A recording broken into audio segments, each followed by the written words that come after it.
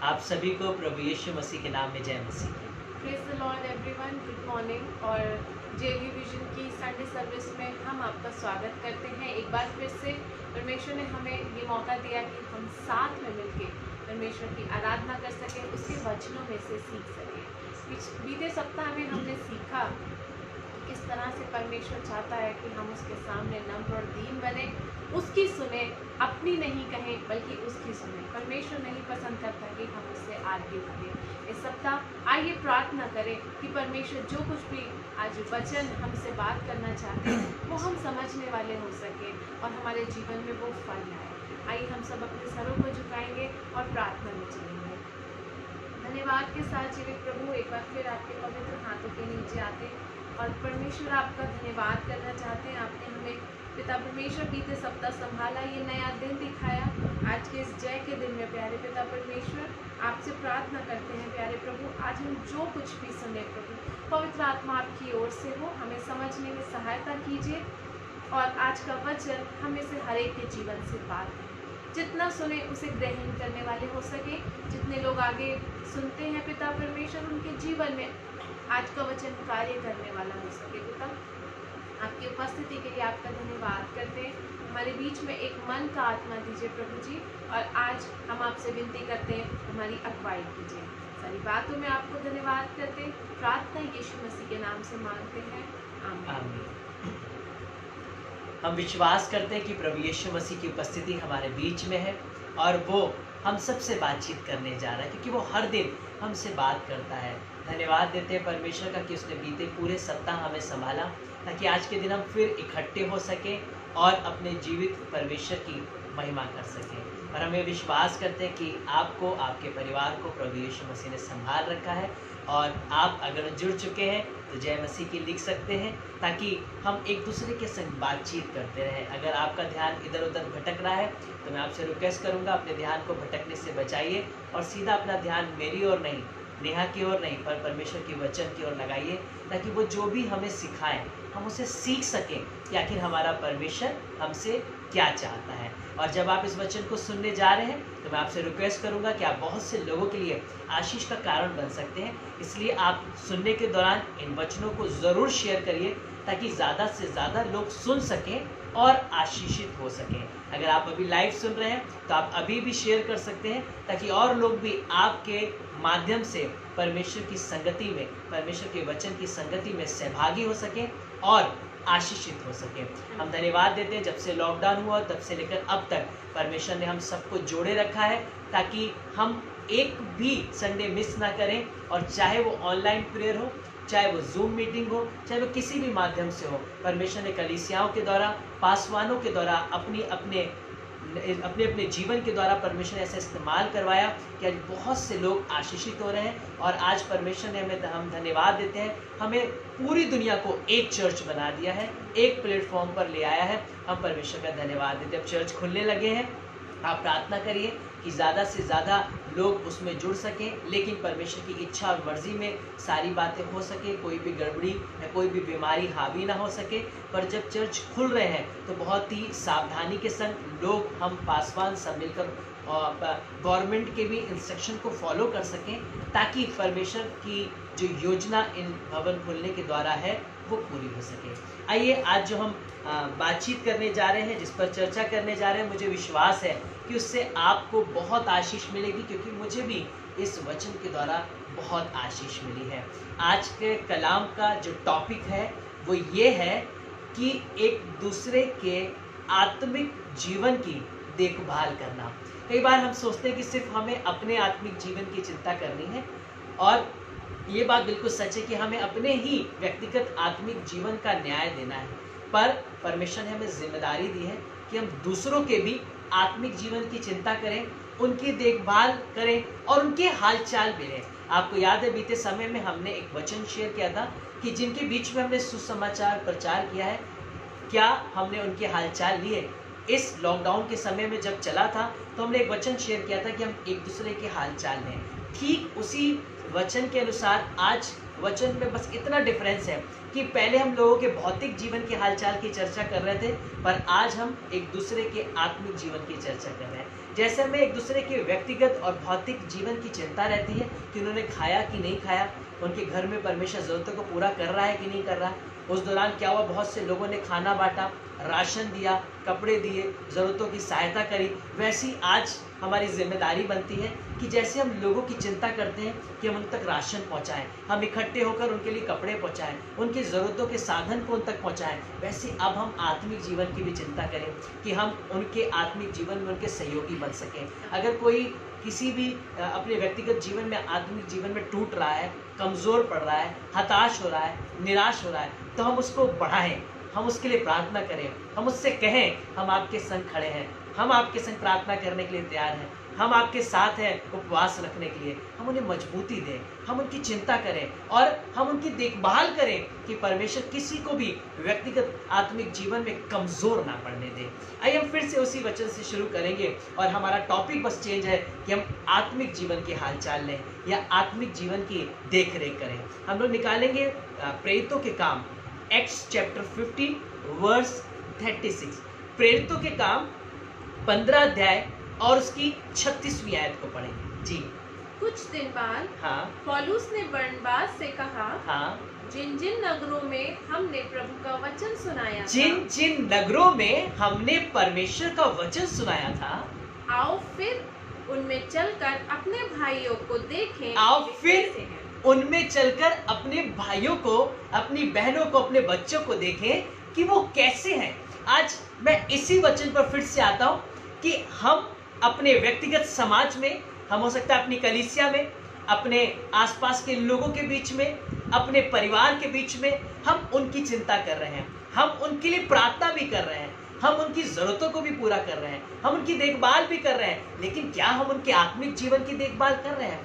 यहाँ पे पौलुस कह रहा है कि हम उन नगरों में चले जिनमें हमने सुसमाचार सुनाया है कि वो कैसे हैं। हम देखें वापस जाके कि वो सुसमाचार में बने हुए हैं कि नहीं हुए हैं, अभी भी उनके वचन के संग सहभागिता का जीवन है कि नहीं है, अभी भी वो वैसे ही प्रार्थना में लौलीन है, अभी भी वो वैसी संगति कर रहे हैं। आओ हम मिलकर चलते हैं और उनके हालचाल लेकर आते हैं।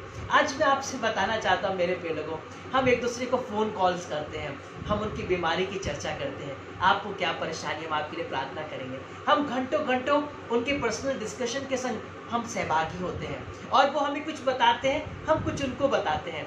कोई शायद कई बार ऐसा होता है कि हम अपने प्रिय लोगों को फ़ोन करते हैं जिनसे हम बहुत प्यार करते हैं, हम डेली उनके हालचाल लेते हैं, उनके परिवार के हालचाल लेते हैं, उनकी देखभाल करते हैं, उनके संग खड़े रहते हैं। पर क्या कभी हम ये पूछते हैं कि आज आपने प्रार्थना की? क्या हमने कभी उनसे पूछा क्या आज आपने वचन पढ़ा?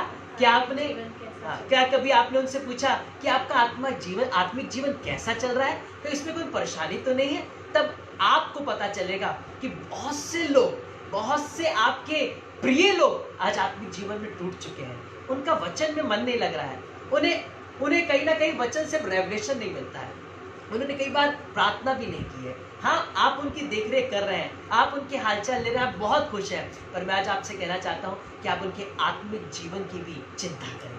कहीं आप देखें कि कहीं वो भटक तो नहीं रहे, कहीं निराशा ने, कहीं फाइनेंस में होने वाली प्रॉब्लम्स ने, कहीं डिप्रेशन और टेंशन्स ने, कहीं पारिवारिक तनाव ने, कहीं चर्च की पॉलिटिक्स ने, कहीं एक दूसरे पे भरोसा रखने से और हार्ट होने से, कहीं बहुत से लोगों ने अपने आत्मिक जीवन को छोड़ तो नहीं दिया है, कमज़ोर तो नहीं पड़ गए, या अपनी व्यस्तता के कारण, अपने बिजी लाइफ की वजह से, या अपने बच्चों की वजह से, या अपने परिवार की वजह से, या अपने व्यक्तिगत जॉब में और बिजनेस के भागने की वजह से आज उनके आत्मिक जीवन में उनके कोई संबंध नहीं रहे हैं परमेश्वर के संग। क्या हमने उनसे पूछा है कि आपका आत्मिक जीवन कैसा चल रहा है?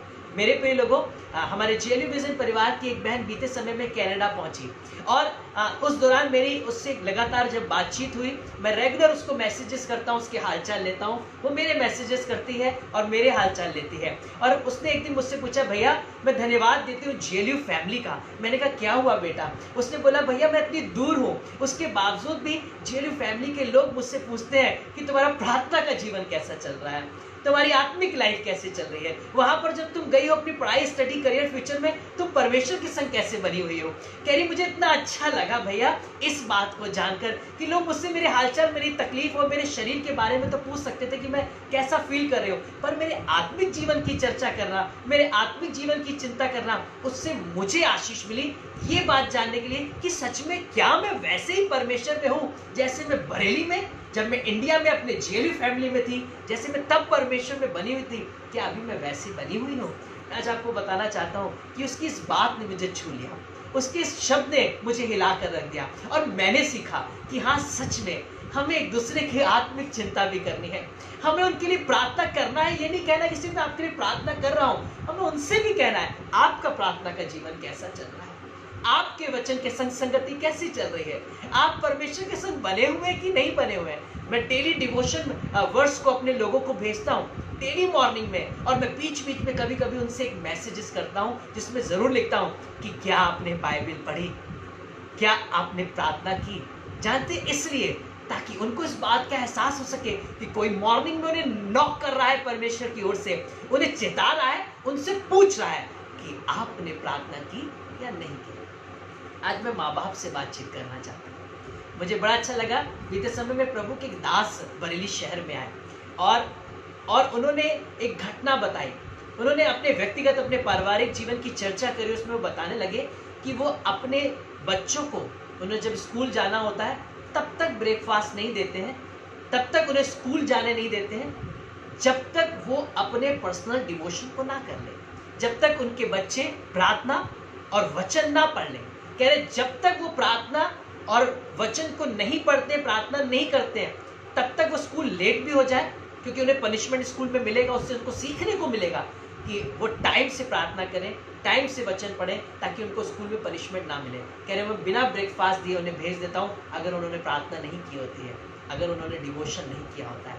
क्या आपने अपने बच्चों से पूछा कि आज तुम स्कूल जा रहे हो, आज तुम बाहर जा रहे हो, आज तुम अपने घूमने जा रहे हो, आज अपना एग्जाम देने जा रहे हो, आज तुम प्रिपरेशन कर रहे हो, क्या तुमने प्रार्थना की, क्या तुमने वचन पढ़ा? हम रोज सुबह जाकर पूछते हैं कि तुमने रात को कितनी देर तक पढ़ा या सुबह कितने बजे उठकर पढ़ा।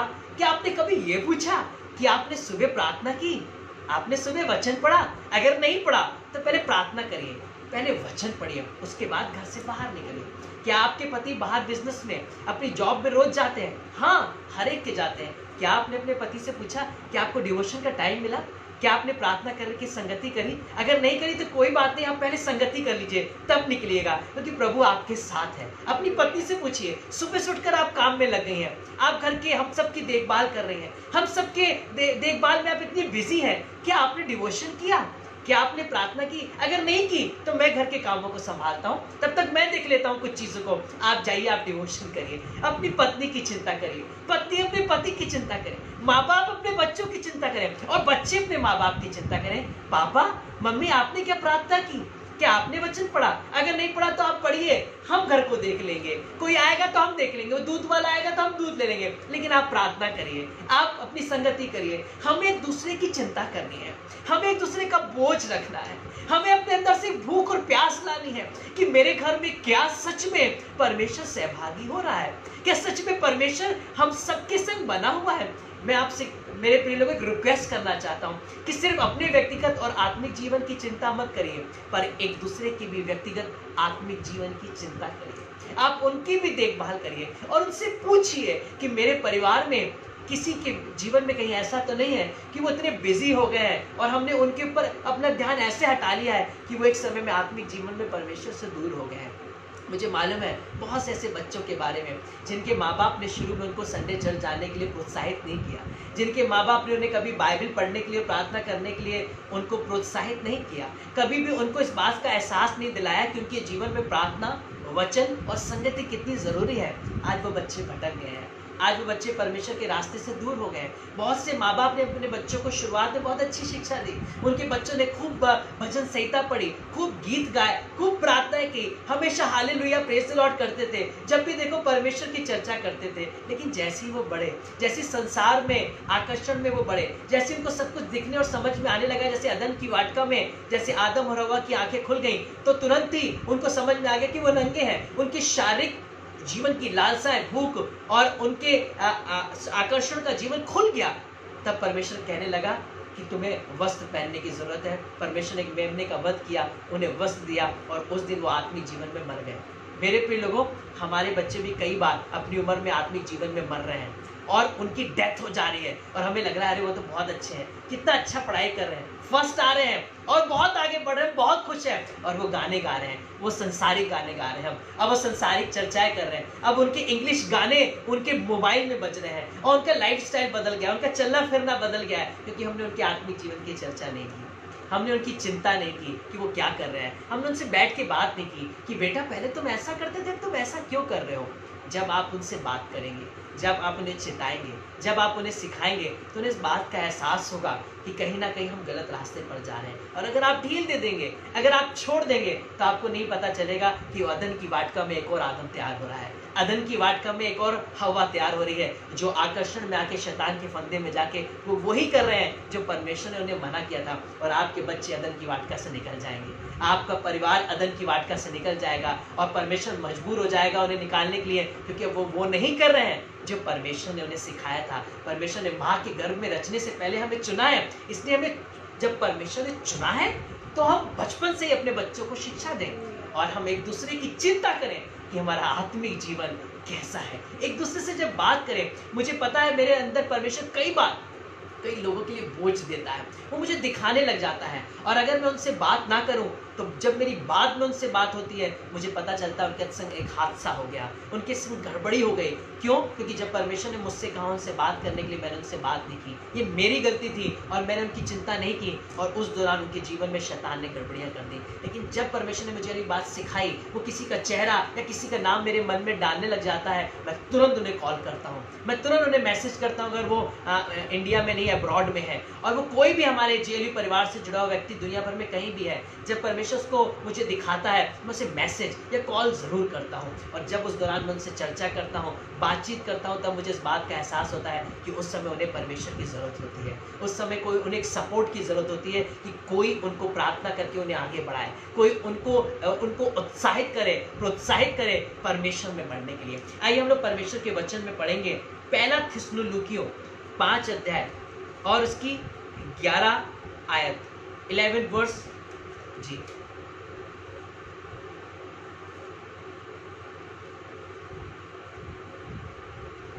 पांच की 11 पढ़ेंगे हम लोग। इस कारण एक दूसरे को शांति दो, इस कारण एक दूसरे को शांति दो और एक दूसरे की उन्नति का कारण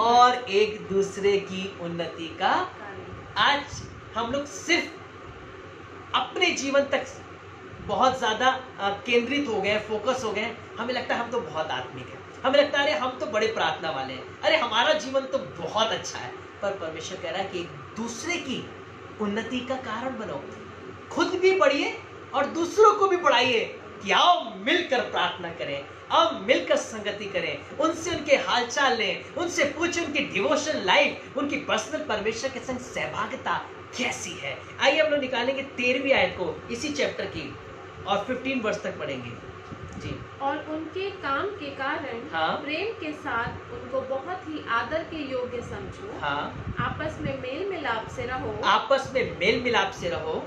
हे भाइयों, हम तुम्हें समझाते हैं कि जो ठीक चाल नहीं चलते उनको समझाओ। जो ठीक चाल नहीं चल रहे हैं परमेश्वर में, उनको हम प्यार से समझाएं जी। कायरों को ढांढस दो, निर्बलों को संभालो, सबकी ओर सहनशीलता दिखाओ। सावधान, कोई किसी से बुराई के बदले बुराई ना करे, पर सदा भलाई करने को तत्पर रहो। ध्यान से सुनिएगा, चाहे वो निर्बल हो, चाहे वो कायर हो, चाहे वो बुराई करने वाले हो, चाहे वो कमजोर हो, हम उन्हें ढांढस बनाएं, हम उनकी निर्बलता के लिए सहनशील बने और उनकी उन्नति का कारण बने और भलाई के लिए तत्पर रहें। आज हम लोग कई लोगों को छोड़ दे रहे हैं क्योंकि उनका जीवन अच्छा नहीं है, वो परमेश्वर में अच्छे नहीं है। क्या आपने कभी कोशिश की उनके लिए? हाँ, मैं आपसे ये कह रहा हूँ कि आप कोशिश करिए, फिर वो अगर गलत कर रहे हैं तो आप उनको छोड़ दीजिए, उनको लिए प्रार्थना करिए, लेकिन हाँ, उनकी चिंता जरूर करिए, हाँ, उनसे एक बार बातचीत करके ज़रूर देखें। एक बार उनसे कहिए कि मुझे लगता है परमेश्वर मेरे मन में ऐसा डालता है कि आपके आत्मिक जीवन में गड़बड़ी चल रही है। क्या मैं आपके लिए प्रार्थना कर सकता हूँ? क्या आप मुझसे कुछ शेयर कर सकते हैं? क्या आपको कुछ अपने व्यक्तिगत जीवन में कुछ ऐसा लगता है जो आप किसी से नहीं कह सकते? आप हमसे बैठकर परमेश्वर की उपस्थिति में बातचीत कर सकते हैं। हम आपके लिए प्रार्थना करेंगे। आइए मिलकर परमेश्वर में आगे बढ़ें। आइए अपनी कमजोरी को छोड़िए, बलवंत हो जाइए। आज हम निर्बलों को निर्बल ना करके निर्बलों को बलवान बनाएं और उनकी निर्बलता को सहलें, ढांढस बनाएं और भलाई का कारण ठहरें। आइए हम लोग परमेश्वर के वचन में जाएंगे।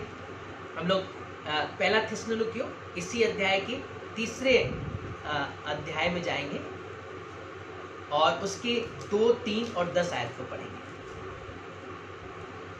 और हमने तीमुथियुस को जो मसीह के सुसमाचार में हमारा भाई और परमेश्वर का सेवक है, इसलिए भेजा कि वे तुम्हें स्थिर करे। ध्यान से समझिए, आज हम लोगों को अपने एक दूसरे के लोगों के बीच में से कुछ लोगों को चुनना है और उनके बीच में भेजना है जिनको हमने यीशु का सुसमाचार सुनाया है, जिनके लिए हमें चिंता है, और हम उनको भेजें कि जाओ उनको स्थिर करके आओ, जाओ उनके लिए प्रार्थना करके आओ। आज हमें कुछ फैमिली सिलेक्ट करनी है। अगर हमें किसी फैमिली के लिए बोझ आ रहा है तो या तो हम खुद जाएं या किसी आत्मिक जन को उस घर में भेजें और चर्चा करें कि हमें उनके लिए बोझ उठाना है। हमें लग रहा है उनके परिवार में कुछ गड़बड़ी है, हमें लग रहा है उनके परिवार में कुछ डिस्टर्बेंस चल रही है, उनके आत्मिक जीवन अच्छे नहीं चल रहे हैं क्योंकि उनके संबंध अच्छे चर्च में लोगों से नहीं है। क्यों ना हम उनके संग बैठें, उनसे डिस्कस करें आखिर ऐसा क्यों है। वो आपको बताएंगे, वो आपसे शेयर करेंगे, फिर आप उनको स्थिर करेंगे, मजबूत करेंगे। ये वही लोग होंगे जो कभी चर्च नहीं आते होंगे, ये चर्च में सबसे आगे होंगे,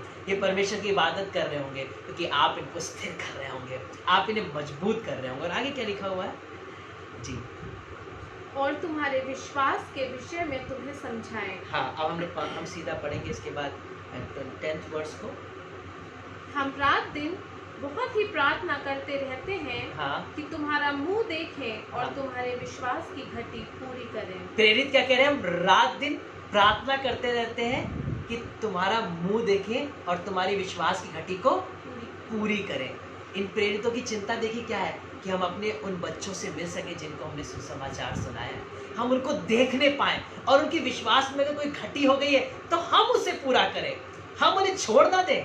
हम उन्हें ये ना कह के छोड़ दें कि कोई बात नहीं, उनका अपना जीवन है, उन्हें चलने दीजिए, अरे खुद वो भुगतेंगे। जी नहीं, हम उनको चिताएं, उनकी विश्वास की घटी को पूरा करें और उनको देखने के लिए प्रयत्न करें और उनकी लालसा रखें कि मेरे प्रिय लोगों को परमेश्वर बचा ले। जब एक व्यक्ति बचा लिया जाता है तो परमेश्वर का वचन कहता है उसका आनंद स्वर्ग में मनाया जाता है। माय डियर फ्रेंड्स, आज मैं आपसे कहना चाहता हूँ कि आप देखभाल करें, आप पैसा खत्म कर सकते हैं, आप लोगों की जरूरतें पूरी कर सकते हैं, बहुत अच्छा है, लेकिन उसके संग संग आप दूसरे के जीवन की विश्वास की घटी को भी पूरा करिए, उनके प्रार्थनाओं के जीवन को भी पूरा करिए, उनके वचन के संग सहभागिता के लिए अपने आप को अवेलेबल करवाइए, उनकी निराशाओं को दूर करने के लिए उनकी काउंसलिंग करिए, पर किसी भी एक आत्मा को नाश मत होने दीजिए। उनको ये छोड़कर मत बैठ जाइए कि उनका जीवन वो न्याय देंगे। जी हाँ, वो न्याय देंगे, पर हमसे भी न्याय लिया जाएगा कि जब आपने उनके जीवन में ऐसा देखा कि आपने उनसे चर्चा की, आप चर्चा जरूर करिए। जब आप चर्चा करेंगे और आप उनसे बातचीत करेंगे, हो सकता है उसमें बहुत से ऐसे लोग होंगे जो बदल जाएंगे और परमेश्वर के पास आ जाएंगे और उनका जीवन प्रभु यीशु मसीह के योग्य ठहरेगा। मैं विश्वास करता हूँ कि जब आप इस वचन को सुन रहे हैं, बहुत से ऐसे नाम, बहुत से ऐसे चेहरे आपके सामने आ रहे होंगे जिनके लिए आपको लगेगा कि मैं उनसे बातचीत करूँगा, मैं उनसे बातचीत करूँगी और उनके लिए प्रार्थना करूँगी। और आइए हम एक और वर्स को पढ़ेंगे, हम लोग निकालेंगे रोमन्स चैप्टर 14 वर्स 1। रोमियो की पुस्तक 14 अध्याय उसकी पहली आयत का आधा हिस्सा पढ़ेंगे जी। जो विश्वास में निर्बल है, हाँ, उसे अपनी संगति में ले लो। ध्यान से सुनिए, जो विश्वास में निर्बल है उन्हें छोड़ मत दो, जो विश्वास में कमजोर पड़ गया उनसे दूर मत हो जाओ, पर उन्हें अपनी संगति में ले लो ताकि वो भी विश्वास में मजबूत हो सके, ताकि उन्हें भी मौका मिल सके और परमेश्वर की नजदीकी में आने के लिए। हम लोग ठीक जल्दी से पढ़ेंगे 15 अध्याय उसकी पहली आयत को, रोमियो 15 उसकी पहली आयत को जी। अतः हम बलवानों को चाहिए जो परमेश्वर में अच्छी चाल को चल रहे हैं, उनका एक अच्छा आत्मिक जीवन है, पर्सनल डिवोशन की लाइफ है, फैमिली प्रेयर घर में चल रही है, उन बलवानों को चाहिए कि निर्बलों की निर्बलताओं को सहे, कि निर्बलों की निर्बलताओं को सहे। ध्यान से सुनिए, हमें सहने के लिए रखा है। हम उनकी कमजोरियों की चर्चा ना करके, उनकी बुराइयां ना करके, हम उनकी देखभाल करें। हम उनकी निर्बलताओं को सह के उनके पास जाएं, उनकी सुधि लें और कहें कि तुम्हारे मुख को देखने के लिए, तुम्हारे चेहरे को देखने के लिए मेरा दिल तड़प उठा। परमेश्वर ने मेरे मन में डाला कि मैं आपसे मुलाकात करूं। बीते दिनों में जब मैंने और नेहा ने, जब इस दौरान जब बहुत महामारी मची, जब चारों तरफ हाहाकार मचा, परमेश्वर ने हमारे मन में डाला कि हम इनसे मुलाकात करें, हम उनसे मुलाकात करें, हम उनको फोन करें, उनके हालचाल लें। और जब हम उन परिवारों में गए, जब उनसे मुलाकात की, जब उनको फोन कॉल्स किए, परमेश्वर का धन्यवाद हो कि परमेश्वर ने उन मुलाकातों के दौरान, उन बातचीत के दौरान उनके जीवनों को बदल दिया, उनके परिवारों की परिस्थितियों को बदल दिया, उनके आत्मिक जीवन में बड़े परमेश्वर ने ब्रेक थ्रू को दिया। जानते क्यों?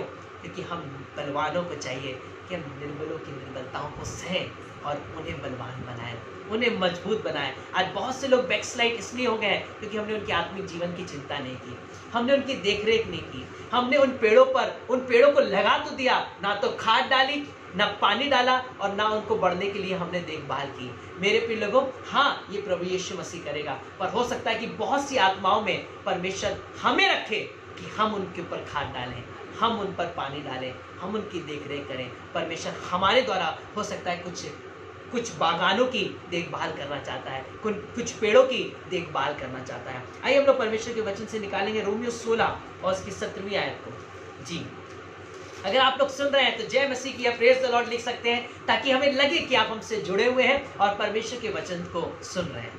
जी, अब हे भाइयों, मैं तुमसे विनती करता हूँ कि जो लोग उस शिक्षा के विपरीत, हाँ, जो तुमने पाई है, हाँ, फूट डालने और ठोकर खिलाने का कारण होते हैं, जी, उन्हें ताड़ लिया करो जी, और उनसे दूर रहो। ध्यान सुनिए, ऐसे लोग जो आपके आत्मिक जीवन में आपको और गिराते हैं और वो आपको और निराश करते हैं और वो ये चर्चाएं करते हैं कभी अच्छे नहीं होंगे, ये चर्चाएं करते हैं कि अरे इनका जीवन ही बेकार है, और वो फूट डालते हैं, कलीसियाओं को, लोगों को तोड़ते हैं, एक दूसरे के परिवारों को, विश्वासियों की मंडली को तोड़ते हैं। और वो इसलिए ही आते हैं शैतान की ओर से कि वो गड़बड़ी को उत्पन्न कर दें, हमें बहुत आत्मिक बना दें, हमें ऐसा लगे दूसरे सब बेकार हैं, हमारा ही आत्मिक जीवन सबसे अच्छा है। पर परमेश्वर कह रहा है उन्हें ताड़ लो, उनको समझ लो कि वो परमेश्वर की ओर से नहीं है और उनसे दूर रहो। मेरे प्रिय लोगों, आज हमें उन लोगों से दूर रहना है जो आपके आत्मिक जीवन की चिंता नहीं कर रहे हैं, उन लोगों से दूर कर रहना है जो आपको नेग्लेक्ट कर रहे हैं और आपको डिमोटिवेट कर रहे हैं, जो आपको हमेशा उंगली उठाकर कह रहे हैं कि तुम कभी सही नहीं होगे। आज उन लोगों के संग अपनी संगति करिए जो आपको बढ़ाने की चिंता करते हैं, जो आपके लिए प्रार्थनाएं करते हैं, जो आपकी देखभाल कर रहे हैं और आपके आत्मिक जीवन के लिए आपको टोकते हैं, आपको बताते हैं कि आप गलत कर रहे हैं। आप उनसे घबराइए नहीं, ये मत सोचिए कि हमेशा टोकते रहते हैं। वो कहीं ना कहीं आपसे प्यार करते हैं और आपको चेक इसलिए करते हैं ताकि आप अपने आत्मिक जीवन में कहीं हार ना जाएं, कहीं उस दौड़ में जिसे आप दौड़ रहे हैं उसमें मुकुट ना पा पाएं। परमेश्वर चाहता है कि हम एक दूसरे की चिंता करें। माय डियर फ्रेंड्स, आज मैं यहीं पर ख़त्म करना चाहूँगा, बहुत ज़्यादा चर्चा ना करके। मैं आज आपसे बस ये कहना चाहूँगा कि अपने घर में चेक करिए, अपने परिवार से शुरू करिए सबसे पहले कि मेरे माँ बाप, मेरे भाई बहन, मेरे बच्चे, मेरे पति, मेरी पत्नी, उनकी व्यक्तिगत परमेश्वर के संग आत्मिक संबंध कैसा है,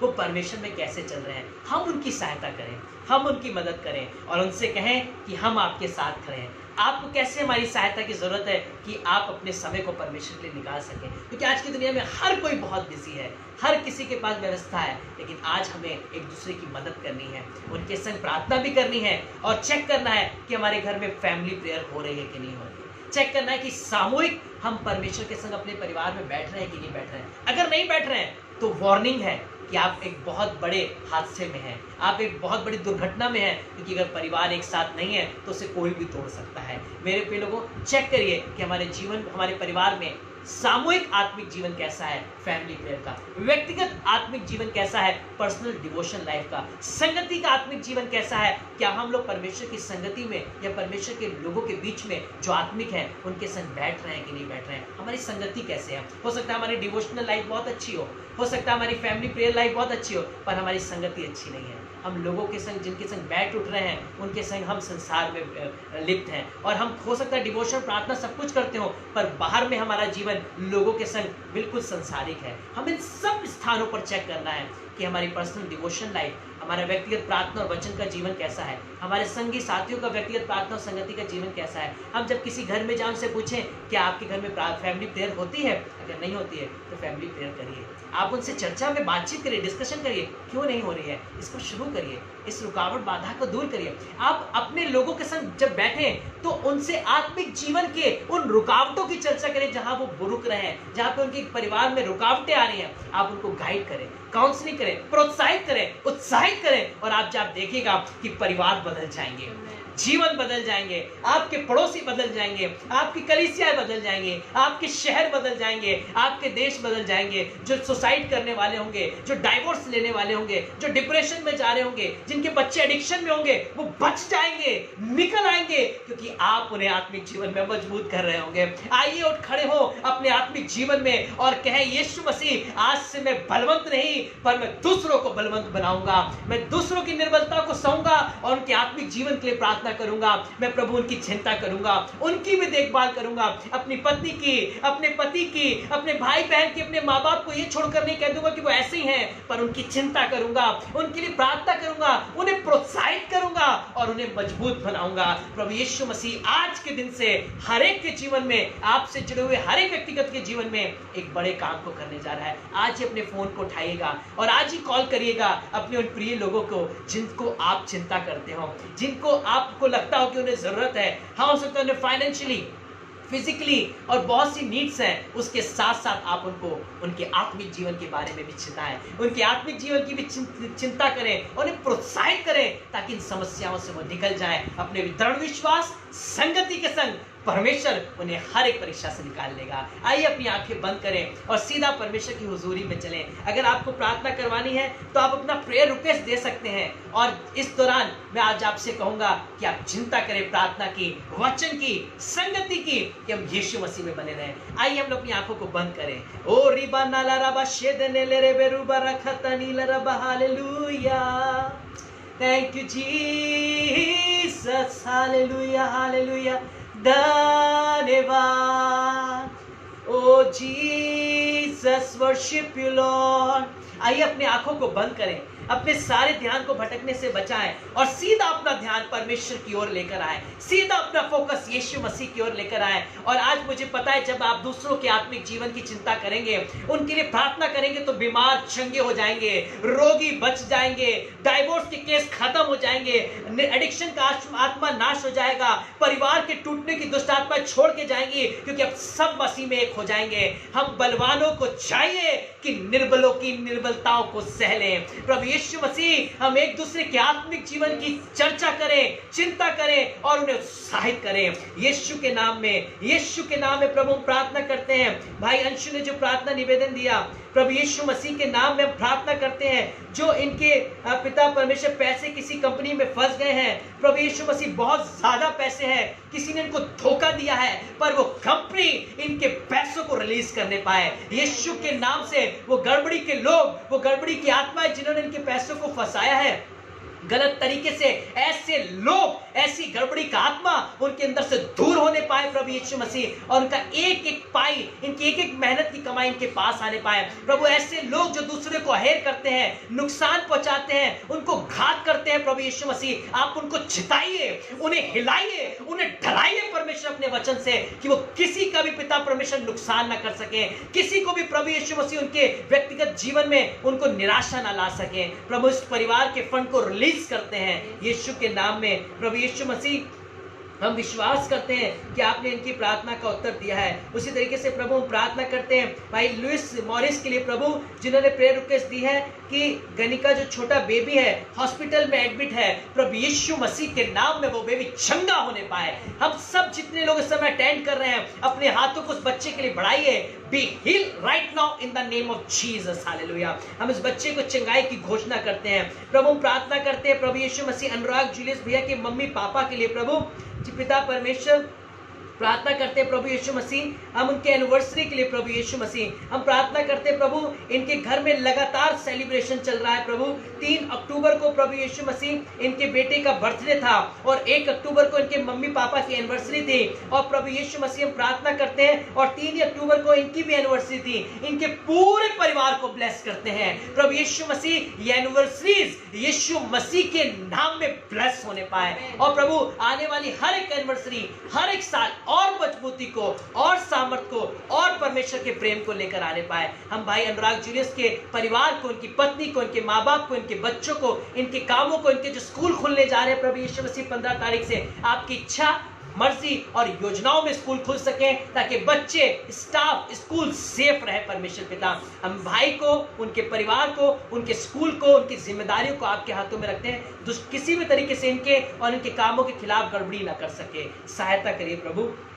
हम प्रार्थना करते हैं प्रभु यीशु मसीह, आपके नाम से जो रागनी भाभी ने प्रेयर रिक्वेस्ट दी उनकी फैमिली स्पिरिचुअल लाइफ के लिए प्रभु, हम प्रार्थना करते हैं उनकी फैमिली में स्पिरिचुअल लाइफ बढ़ने पाए प्रभु, उनकी पूरी फैमिली एक दूसरे के संग ग्रो करे, स्ट्रांग बने और आपके लिए इस्तेमाल हो सके। उनके पति को, उनके बच्चों को, उनको, उनके परिवार को, उनकी मम्मी को, सबको आपके लहू में छिपाते हैं। Thank you Jesus. हम प्रार्थना करते हैं प्रभु नीलमा मामी के लिए पिता परमेश्वर, आपके दास ने जब ये प्रार्थना निवेदन दिया है, आज हम इस निवेदन को यीशु के नाम में आपके हाथों में रखते हैं। हमारी प्रिय मामी, आपकी दासी अपनी बीमारी के बिस्तर से उठे और यीशु की महिमा देने पाए प्रभु, उनके सारा इंफेक्शन जाने पाए, उनकी दोनों किडनियां हील होने पाए और प्रभु जो बड़े बड़े डॉक्टर ट्रांसप्लांटेशन की बात नहीं कर सकते हैं, वो हमारा यीशु मसीह बिना ट्रांसप्लांट के कर सकता है। प्रभु आप उनकी किडनियों को हील करिए, उनके किडनी को, उनके यूरिया को, उनकी किडनी के सारे फंक्शन को नॉर्मल करिए और जितना अन्य उनके लिए इन्फेक्शन है, जिस वजह से वॉमिट हो रही है प्रभु और पिता वीक हो रही है, वो सारा इन्फेक्शन जा चुका है। Be healed right now in the name of Jesus। प्रभु अपने दास को, उनकी पत्नी, उनके बच्चों, घरानों को बहुतायत से आशीष दीजिए प्रभु। हम प्रार्थना करते हैं प्रभु यीशु मसीह के नाम में हर एक प्रेयर रिक्वेस्ट के लिए जो हमारे पास आता है। हम प्रार्थना करते हैं भाई शैली की स्पिरिचुअल लाइफ के लिए प्रभु यीशु मसीह, और उनकी जॉब के लिए, उनकी जॉब भी ब्लेस हो, उनकी स्पिरिचुअल लाइफ भी ब्लेस हो और एक अच्छा ब्लेसेड जीवन साथी भी मिल सके। प्रभु आप रिलीज करते हैं आपके नाम से ब्लेसिंग को, एक अच्छे लाइफ पार्टनर को हम भाई शैली के लिए मांगते हैं पिता, और प्रभु उसकी spiritual life day by day आप में स्ट्रांग हो सके। वो भाई जो निस्वार्थ आपकी सेवा करता है, आपके सेवकों के संग प्रभु खड़ा रहता है, प्रभु यीशु मसीह आप उसका प्रतिफल उसे दीजिए प्रभु।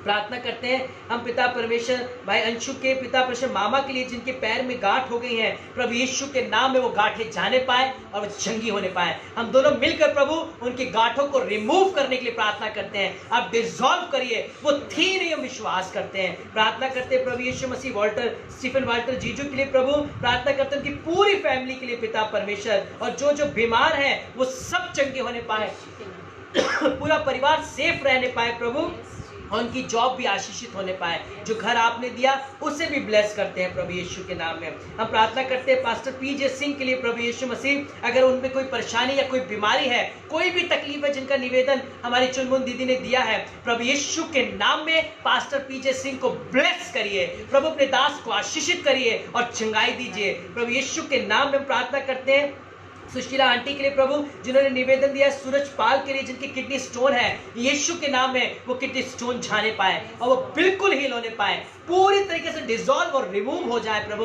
हम प्रार्थना करते हैं बहन श्वेता बेरी के लिए, जिनके स्टोन का पेन हुआ है, जो भी स्टोन है उनके भी जाने पाए और वो बेटी चंगी होने पाए, यीशु के नाम में उसका घराना उद्धार पाए प्रभु। हम ब्लेस करते हैं प्रभु यीशु मसीह। हम प्रार्थना करते हैं सुशीला आंटी के लिए, जितना भी उनका गवर्नमेंट में जितना भी फंड उनका रुका हुआ है, एक एक पाई, एक एक पैसा उनका रिलीज हो सके और उनका आने पाए प्रभु, और एक बड़ी टेस्टमनी हम सुनने पाए प्रभु यीशु के नाम में। हम एक एक अमाउंट उनका प्रभु यीशु के नाम में रिलीज करते हैं। आप गवर्नमेंट के अकाउंट से खोलिए और उनका हक, उनका अमाउंट उनके पास आने पाए प्रभु यीशु मसीह। हम विश्वास करते हैं कि जितनी भी हमने प्रार्थनाएं की हैं, आपने हाँ और आमीन में सुन लिया है। अगर और भी कोई प्रार्थना निवेदन है, हमारा जेलू परिवार का या किसी भी मसीह समाज के लोगों का, कलीसियाओं का, विश्वासियों का, इस देश और दुनिया में पाए जाने वाले हर एक जन के निवेदन को आपके हाथों में रखते हैं। जो सुन रहे हैं अपना निवेदन नहीं दे पाए हैं, जो बाद में भी सुनेंगे उनके भी निवेदनों को आपके हाथों में रखते हैं। प्रभु आज जो प्रभु भोज है,